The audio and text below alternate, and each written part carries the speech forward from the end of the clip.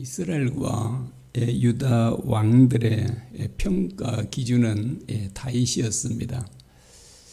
정직하게 행하는 왕들은 그 조상 다윗과 같다, 그렇게 말씀하고, 정직하게 행하지 않는 왕들은 그 조상 다윗과 같지 않았다라고 말합니다. 그래서 이스라엘과 유다의 왕들의 평가 기준이 다윗에게 있었습니다. 여러분, 다윗은 그럴 만한 인물이 될까요? 그 역시 정말 완벽하지 못했습니다.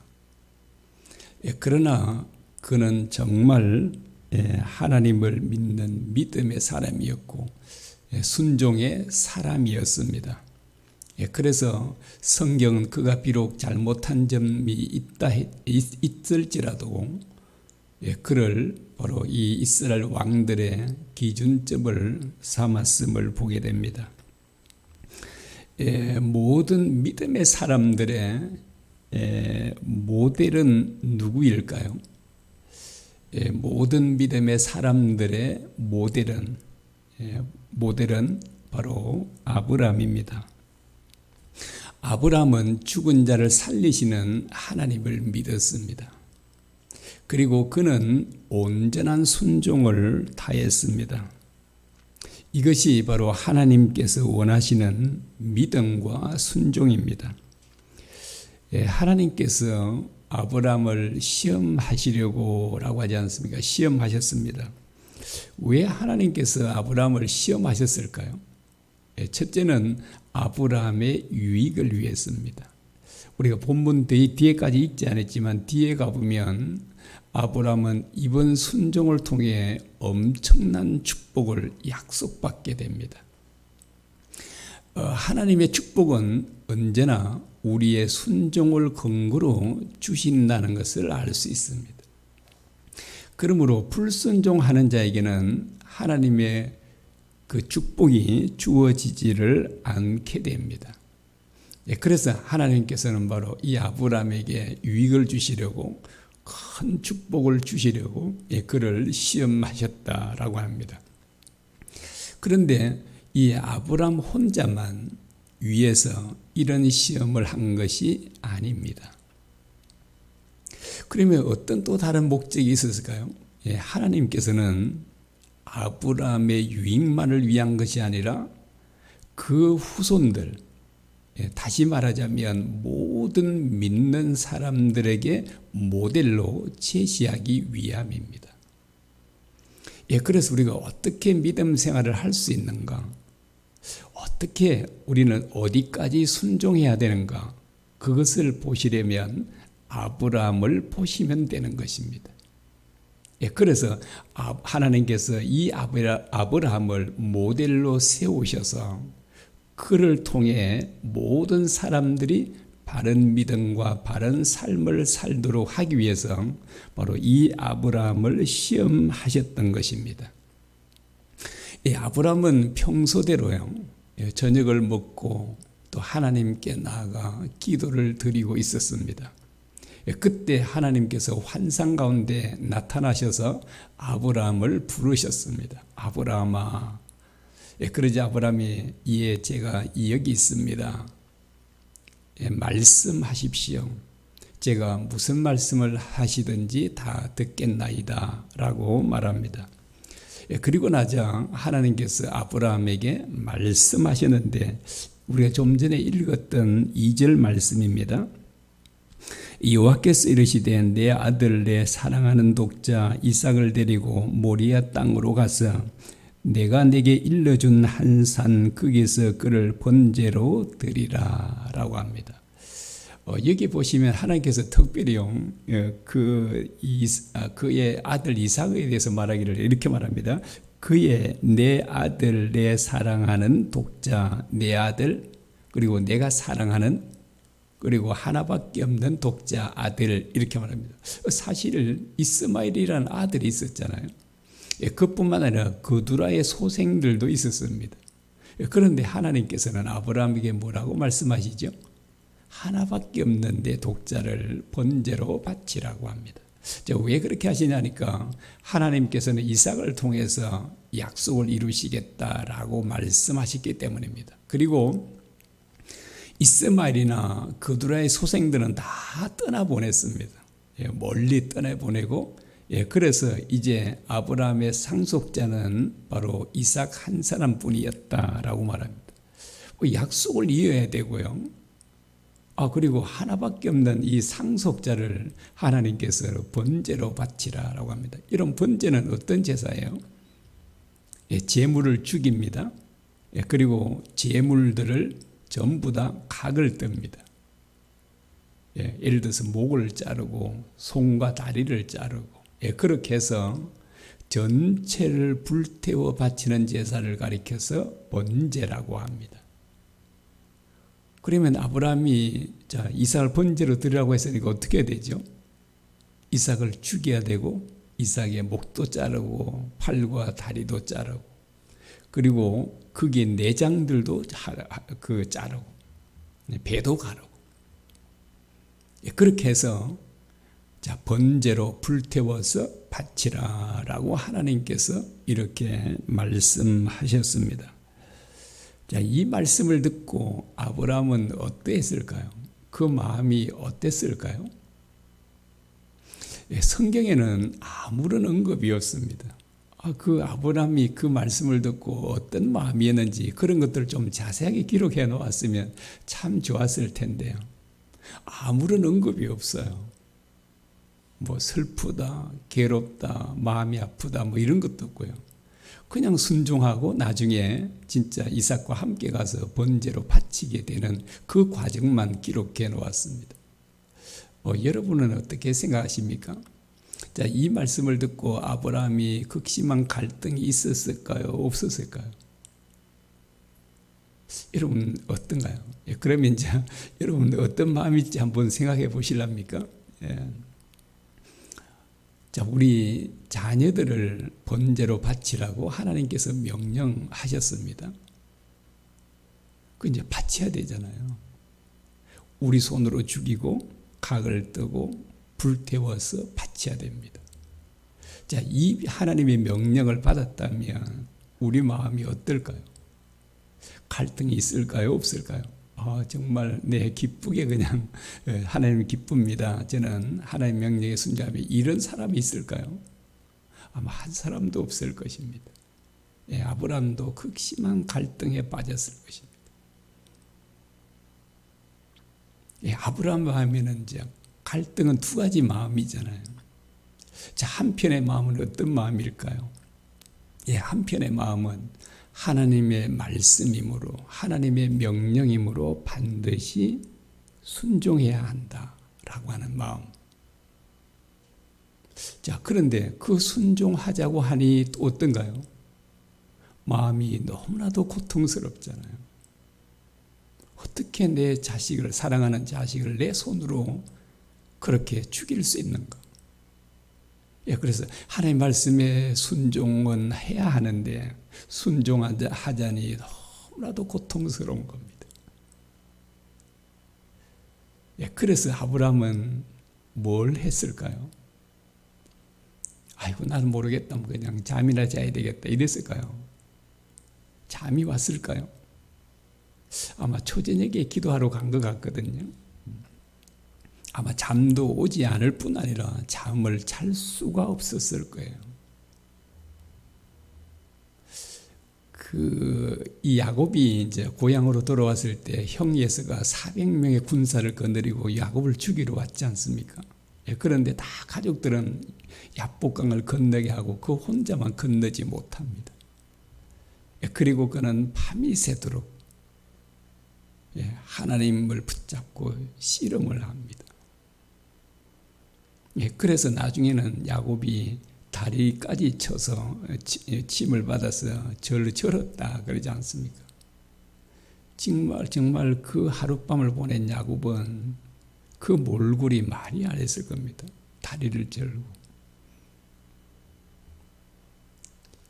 그래서 예서가 그 모습을 보고 뻔하게 보인 거예요. 그냥.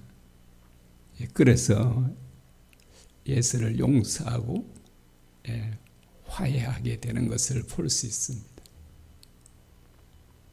아마 아브라함도 처절하게 하나님 앞에 기도했을 것입니다. 우리 주님께서도 십자가를 앞두고 그 성경에 보면 그렇게 표현합니다. 정말 좀 어떻게 보면 믿어지지 않는 모습을 볼 수 있는데요. 주님께서 고민하시고 너무나도 슬퍼하십니다. 그래서 그 연약한 제자들에게 뭐라고 말씀하시냐면요.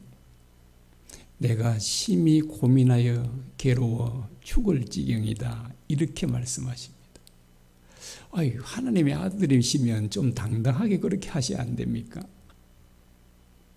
그런데 주님께서는 그렇게 정말 괴로워하셨습니다. 왜 주님께서 그러셨을까요? 그것은 온 인류의 죄를 짊어지시고 지옥의 심판을 받으셔야 되는 겁니다.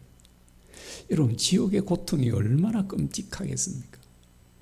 그 고통을 주님은 고스란히 받아야 되는 것입니다. 그래, 주님은 그 지옥의 고통이 얼마나 큰지를 아셨기 때문에 그 십자가를 앞두고 그렇게 갈등 속에 빠졌던 것입니다.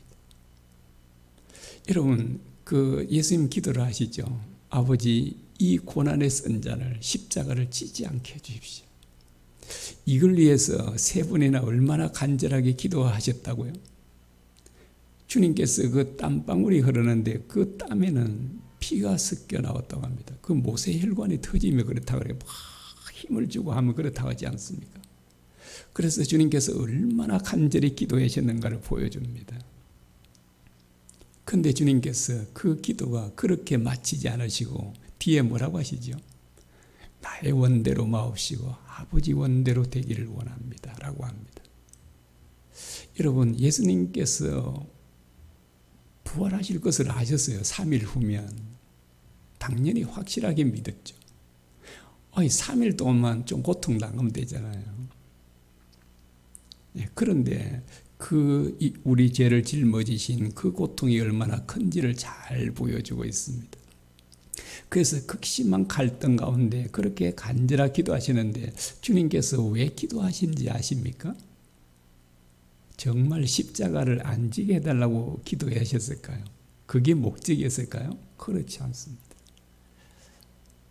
주님께서는 왜 그처럼 정말 이렇게 피땀 흘리며 기도하셨냐면 바로 주님께서는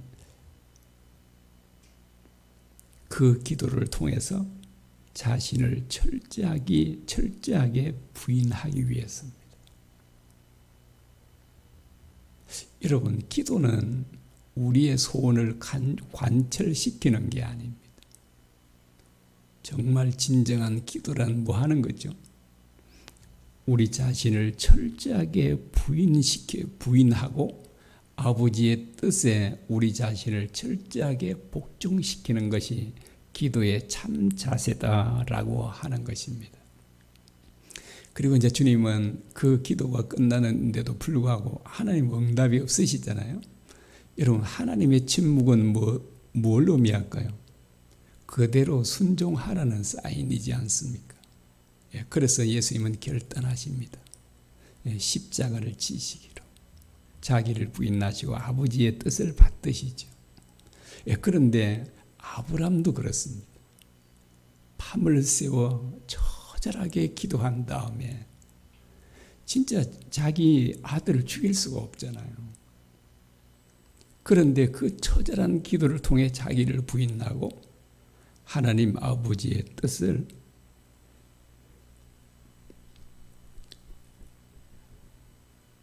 받아들입니다. 그리고 다음날 아침 일찍 일어나서 아들 이삭을 데리고 하나님께서 지시하신 모리아 땅으로 갔습니다.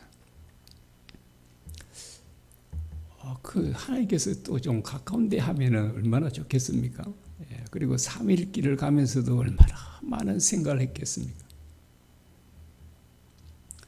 어떤 생각을 많이 했을까요? 그냥 이제 제가 생각에 이런 생각도 들더라고요. 이제는 결단했으니까 이제 아들을 죽여야 되지 않습니까? 그런데 아들을 죽이는데 사람은 금방 죽지 않잖아요. 뭐 칼을 찌르든지 하더라도요. 그 숨이 끊어질 때까지는 고통스러워하잖아요. 부르짖을 겁니다. 그냥 아빠 나를 살려달라고 그렇게 부르짖지 않겠습니까? 그런데 그 아들이 사랑하는 아들이 고통받는 그 모습을 고스란히 봐야 되는 아비의 마음 얼마나 정말 괴로웠겠습니까? 아마 이런 생각을 할 때는 아마 그 눈에서 하염없이 눈물이 흘러내리지 않았을까라고 생각이 됩니다. 그러면서도 또 마음이 약해지면 안 되니까 그 아브라함이 했던 일 중에 하나는 끊임없이 하나님을 바라보았을 겁니다. 하나님을 바라보지 않고는 이것을 할 수가 없잖아요. 그래서 그는 끊임없이 하나님을 바라보는 것. 오직 하나님을 바라보는 사람만 말씀에 순종할 수 있고 승리의 삶을 살 수 있는 것입니다. 이제 종들은 밑에 두고요. 이삭과 아브라함이 그 이제 아들에게 나무를 지우고 본인은 불과 칼과 불을 가지고 이제 올라갑니다. 이것은 그 묵은 나무를 지게 했다는 것은 그 아들이 적어도 17, 18세 정도 아주 장성했음을 보여줍니다. 이제 아브라함은 아마 117세 정도 되면 아들은 17살 정도 되잖아요. 이제 아브라함은 노인이고 그는 아주 진짜 힘이 있는 청년이지 않습니까? 그러면 이제 제단을 쌓고 그 위에 나무를 올려놨습니다. 이제는 뭐 할 차례죠? 아들 이삭을 결박하고 그를 죽여야 되는데 여러분 그 노인인 아브라함이 그 팔팔한 이삭을 결박할 수 있을까요? 할 수 없어요. 근데 손 내봐라 한번. 그래가지고 손 내봐 이렇게 묶으면 어떤 생각이 들까요?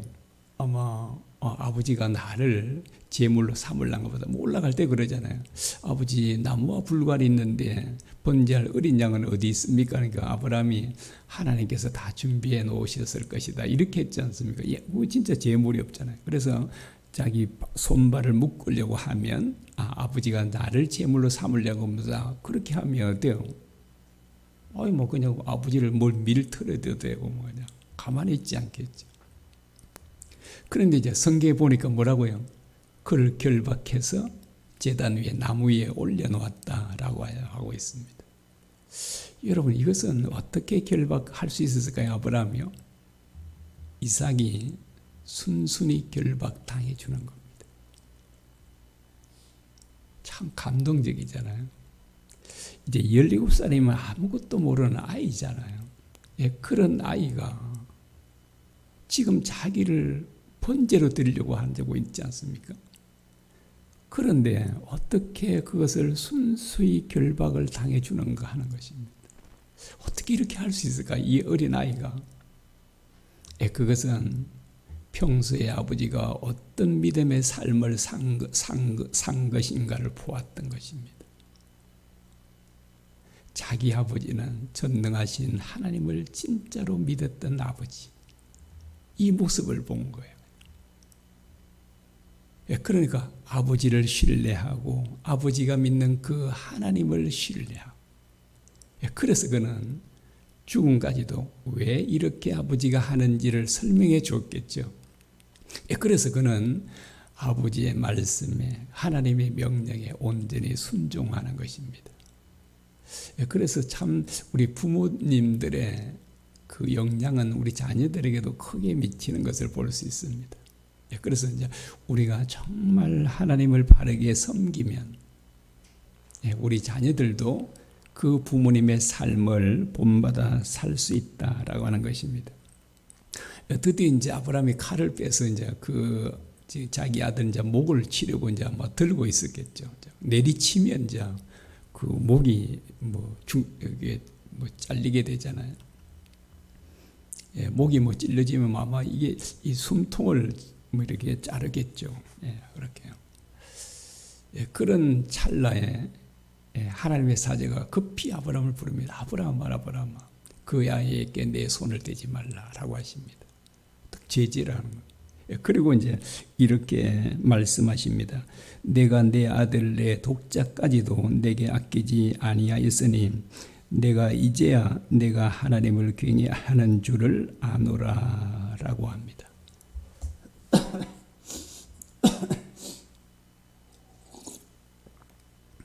그래서 여기 한번 질문해 보겠습니다. 아브라함은 이삭을 번제로 바쳤습니까? 안 바쳤습니까? 바쳤나요? 안 바쳤나요? 바친 거예요. 그것을 누가 인정하셨죠? 하나님께서 인정하신 겁니다. 아브라함은 이미 마음이 어떻겠어요? 이미 마음에 그 아들 이삭을 죽였고 각을 뜨고 불태워 바치고 이미 그렇게 다 한 거예요, 마음을. 그런데 하나님은 뭘 보신다고요? 우리 마음을 보신다 그러잖아요. 그래서 그는 이미 자기 아들 이삭을 번제로 하나님께 바쳤던 것입니다. 그래서 이제 하나님께서도 말씀하셔요. 네 아들 내 독자를 내게 아끼지 아니하였으니 이제야 내가 나를 경외하는 줄을 아노라라고 그렇게 말합니다. 그 아브라함이 하나님의 말씀에 온전히 순종했지 않습니까? 이 순종하는 것을 보고 하나님께서는 너무나도 기뻐하신 것입니다. 여러분, 우리 하나님께서 어떤 것을 가장 기뻐하신다고요? 순종이라 그러잖아요. 순종은 제사보다 예배보다 예물보다 하나님께서는 그 순종을 그렇게 기뻐하신다 그러잖아요. 사무엘상 15장 22절과 23절입니다. 순종이 제사보다 낫고 듣는 것이 순양의 기름보다 나으니 이는 거역하는 것은 점치는 죄와 같고 완고한 것은 사신 우상에게 절하는 죄와 같음이라. 왕이 여호와의 말씀을 버렸으므로 여호와께서도 왕을 버려 왕이 되지 못하게 하셨나이다 라고 합니다. 하나님께서는 어떤 것보다 기뻐하시는 것이 순종이다 그렇게 말합니다. 그런데 불순종의 죄는 뭐 하는 것과 같다고요? 점치는 죄와 같고 우상에게 절하는 죄와 같다. 여러분, 불순종이 얼마나 심각한 죄인가를 보여주잖아요. 점치는 것, 우상에게 절하는 것, 이거는 할 수가 없는 일 아닙니까? 그런데 그런 죄와 같다 이렇게 말씀하십니다. 여러분, 하나님께서 왜 사울 왕을 부르셨죠? 그가 불순종했기 때문입니다.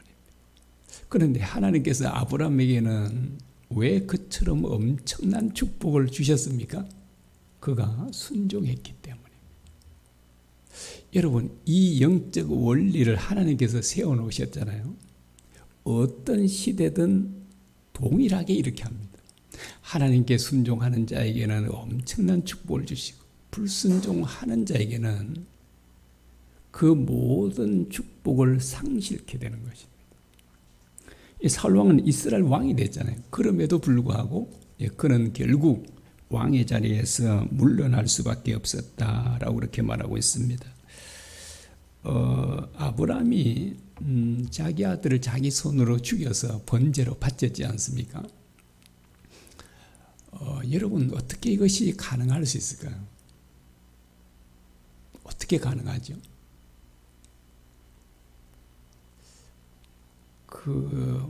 만일 우리가 지금 그런 입장이 돼 있다면 여러분, 할 수 있을까요?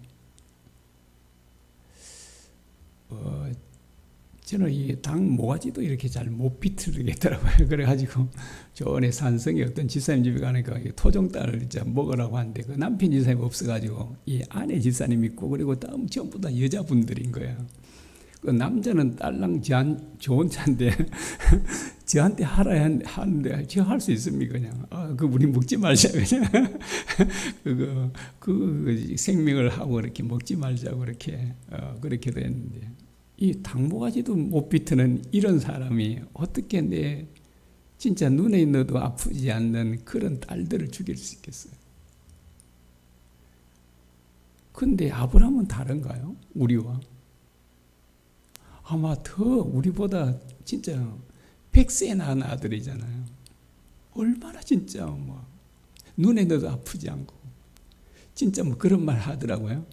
쳐다보기도 아깝다고 그러잖아요. 진짜 쳐다보기도 아까운 아들인데 어떻게 자기 손으로 죽일 수 있는가? 어떻게 가능했죠? 바로 아브라함은 하나님을 실제로 믿은 겁니다. 죽은 자를 능히 살리시는 하나님을. 그래서 히브리서 11장 19절입니다. 그가 하나님이 능히 이삭을 죽은 자 가운데서 다시 살리실 줄로 생각한지라 비유컨대 그를 죽은 자 가운데서 도로 받은 것이니라 라고 합니다. 자, 이 아브라함은 어떤 믿음을 가졌다고요? 자, 이삭을 죽은 자 가운데서 능히 살리시는 하나님을 믿었다고 합니다. 그러면 좀 물론 이제 그 죽이는 과정도 고통스럽긴 하지. 우리 아이가 너무나도 아파하고 그렇게도 있지만 그러나 그 아픔이 있기는 하지만 다시 살아날 수 있다면 가능할 수 있잖아요. 여러분께 한번 질문해 보겠습니다.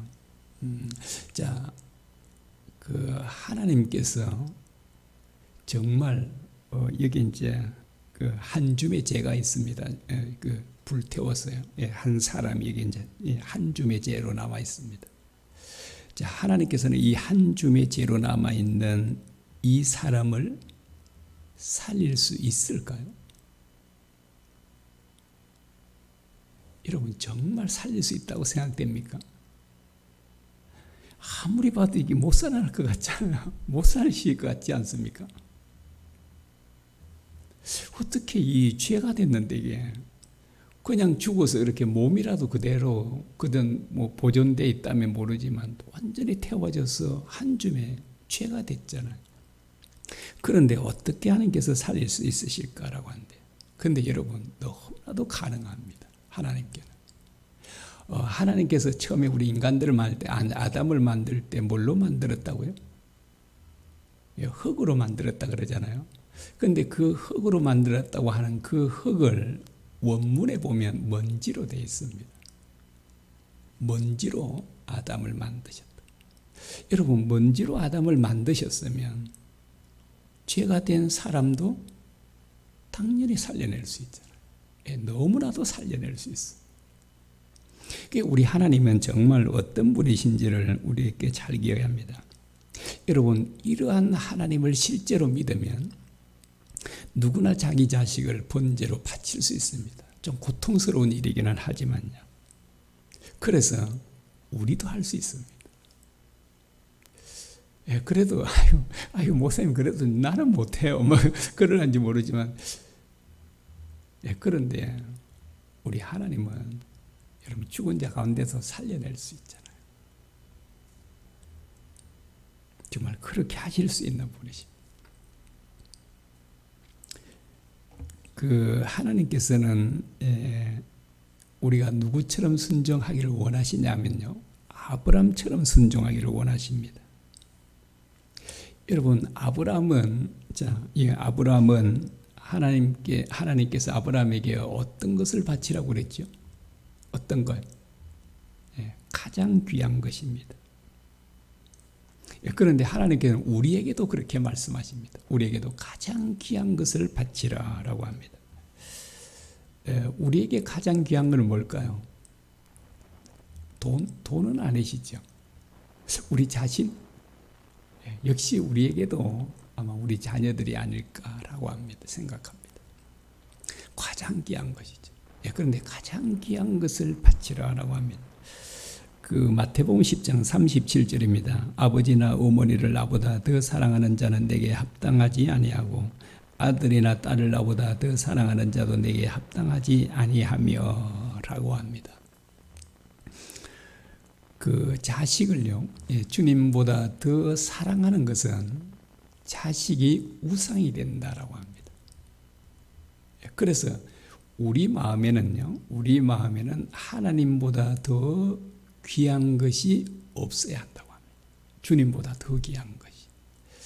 그런데 왜 어떻게 보면 주님은 참 이기적으로 보이잖아요. 왜 자신을 가장 귀하게 여기라고 하실까요? 그것은 주님 자신을 위해서가 아니라 우리를 위해서입니다. 여러분, 타락한 사람들의 삶이 어떤지 아시죠? 이기적인 삶이요. 오로지 자기만을 위해 살잖아요. 자기 유익을 쫓아서. 그런데 이런 삶은 죽는 겁니다. 왜 사람들이 전쟁할까요? 자기 유익을 추구하다가 전쟁하는 거잖아요. 그럼 멸망이에요. 그래서 지옥에는 이기적인 사람이 가는 거잖아요. 천국에는요, 이타적인 사람이 가는 겁니다. 그래서 주님께서 오셔서 우리를 위해서 죽으신 것은 우리로 하여금 우리를 이타적인 사람으로 만드는 데 있는 것입니다.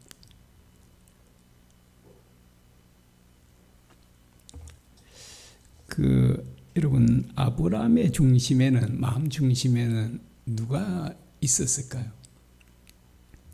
여러분 잘 보이시죠? 예. 누구든지 이거는 볼 수 있잖아요. 여러분, 아브라함에게는 자기 재산도 아니었고요. 심지어는 이삭도 아니었습니다. 아브라함 중심에는 하나님이 계신 겁니다. 여러분, 마음 중심에 하나님이 계시면 그 사람은 하나님의 모든 말씀에 온전하게 순종할 수 있는 겁니다. 그래서 우리가 해야 될 일이 있다면 무엇일까요? 우리 중심에 하나님이 계시도록 하는, 주님이 계시도록.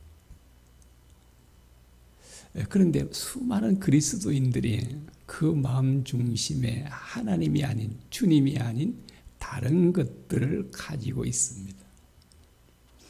그런데 예를 들어서 우리가 계속 세상적인 것들을 추구하면 주님께서 우리를 제재시킬 수가 없습니다. 막아줄 수가 없어요. 왜 그럴까요? 주님은 너무나도 인격적이셔서 우리 마음을 좌지우지하지 않으십니다. 그러니까 우리에게 자유의지를 주셨죠. 그러니까 우리가 스스로 선택하도록 해주신 겁니다. 그래서 이제 저는 어떤 때 그런 생각이 들었습니다만 여러분도 있을지 모르지만 하나님께서요, 제 마음을 강제로 그냥 오로지 하나님만 생각하도록, 오로지 하나님께 순종하도록 그래 주시면 얼마나 좋을까라고 하는데, 여러분, 그러면 제가 어떤 사람이 되죠?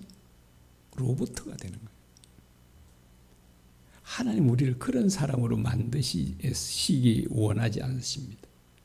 하나님께는 우리들에게 사랑과 은혜를 주셔서 우리 스스로 하나님의 은혜와 사랑을 받아들임으로써 정말 예수님처럼 스스로 하나님을 사랑하는 사람이 되게 하는 데 있습니다. 여러분, 제가 자주 말씀드리지만 하나님께서 우리를 구원하신 목적이 어디 있다고요? 우리를 예수님과 같은 사람을 만드는 데 있습니다. 저는 이 말씀을 기억할 때마다, 생각할 때마다 진짜 가슴이 벅차요. 나 같은 사람이 어떻게 예수님 같은 사람이 될 수 있단 말인가? 저는 상대가 안 될 것 같은데, 근데 성경이 말하고 있잖아요. 성경이 말씀하고 있는 것은 어때요? 반드시 이루어지잖아요. 그래서 저는 예수님 같은 사람이 될 겁니다. 저만 되나요? 여러분도 다 돼요. 하나님께서는 기어코 그런 사람을 만드실 겁니다. 여러분, 아브라함의 믿음과 순종이 부러우시죠? 안 부러우신 사람 있으신가요? 다 부럽죠. 저도 부럽습니다. 그러면 어떻게 하면 그런 사람이 될 수 있을까요? 아브라함 같은 믿음, 아브라함 같은 순종. 사실은 간단합니다. 어떻게 하면 된다고요? 24시간 계속 주님을 바라보면 됩니다. 계속 주님을 바라보면 그 주님이 우리 마음 가운데 자리를 잡으시고 우리 주님께서 우리 마음에 자정하시면 정말 우리가 상상도 못하는 삶을 살아가게 됩니다. 놀랍게 변화돼요. 왜요? 우리가 주인 돼서 우리가 하면 아무것도 할 수 없는 것도 주님은 능력이 많으시잖아요. 주님은 충분히 우리를 변화시키실 수 있으십니다. 그래서 주님만 우리의 주인으로 모시면 주님께서 해주시는데, 그럼 우리가 저절로 순종도 되고 주님을 믿게도 되고. 그래서 뭐 하면 된다고요? 아브라함처럼 끊임없이 주님과 교제하는 겁니다. 여러분, 위대한 믿음의 사람들은 하나같이 모두가요, 모두가 하나님과 끊임없는 교제를 하는 거예요. 자, 우리는 부러워하면 안 되잖아요. 부러워하기만 하고 내 세상 것들을 추구한다면 이거는 뭐 이루어질 수가 없잖아요. 그래서 이제 우리가 오늘부터라도, 우리가 이미 뭐 시작을 하신 분도 계시지만 오늘부터라도 우리는 주님을 24시간 바라보는 겁니다. 그러면 주님께서 우리 마음에 자정하시고, 그리고 주님께서 우리 마음에 자정하시면 우리는 우리가 상상도 못하는 놀라운 삶을 반드시 살게 될 것입니다. 이 시간 우리 함께 우리 기도하도록 하겠습니다. 우리 이 말씀을 기억하면서 우리도 아브라함 같은 믿음 주십시오. 아브라함 같이 그렇게 온전히 완벽하게 순종하겠습니다 라고 이렇게 함께 기도하겠습니다.